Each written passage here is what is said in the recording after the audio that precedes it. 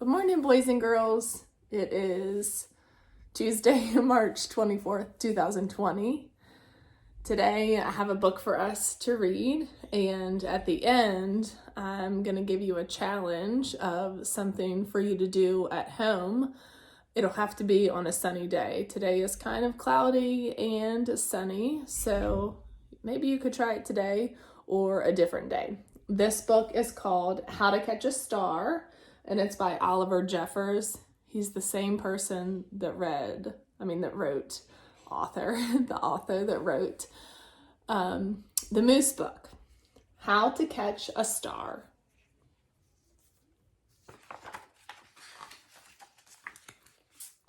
Once there was a boy, and the boy loved stars very much.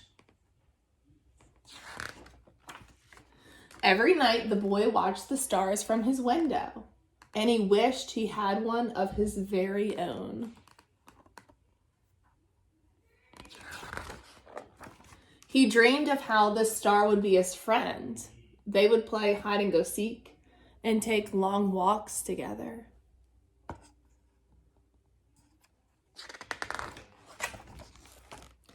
The boy decided he would try to catch one.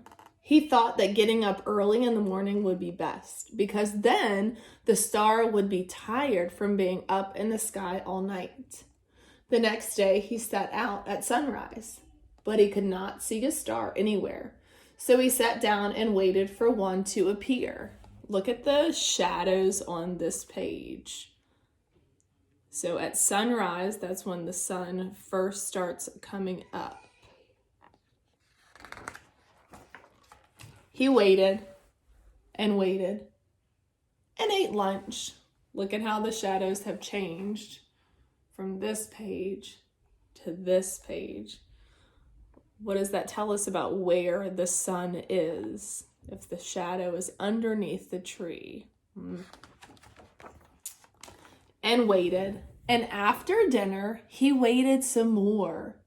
Finally, just before the sun was about to go away, he saw the star. Look at the shadows there. The boy tried to jump up and grab it, but he could not jump high enough. So, very carefully, he climbed to the top of the tallest tree he could find. But the star was still way out of reach. He thought he might lasso the star with the life preserver from his father's boat, but it was much too heavy for him to carry. If only he could fly up in a spaceship and just grab the star. But the only spaceship he owned was made of paper, and it didn't fly very well at all. Perhaps he could get a seagull to help him fly up into the sky to reach a star. But the only seagull he could find didn't want to help. The boy worried he would never catch a star. Just then he noticed something floating in the water. It was the prettiest star he had ever seen. Just a baby star. It must have fallen from the sky. He tried to fish it out with his hands, but when the boy reached out to touch the star, it just rippled through his fingers. Because it's a reflection. Now the boy was sad, but in his heart, the wish just wouldn't give up. Slowly, he began walking home. And that's when he saw it, washed up on the bright golden sand. The boy had caught a star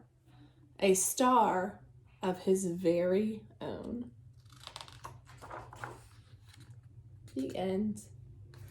So, for your challenge, I want you to pick something in your house that you can use to block the light of the sun, and either have a piece of paper and a pencil or use sidewalk chalk and go out at different times of the day and trace the shadow, and you'll be able to see that the shadow is not in the same spot at different times of the day. Just like the little boy in the book, the shadows had moved based on what time of day it was. And did you know that a long time ago, way in the past, they used something called a sundial to tell time before they even had clocks? So you can research that with mom and dad.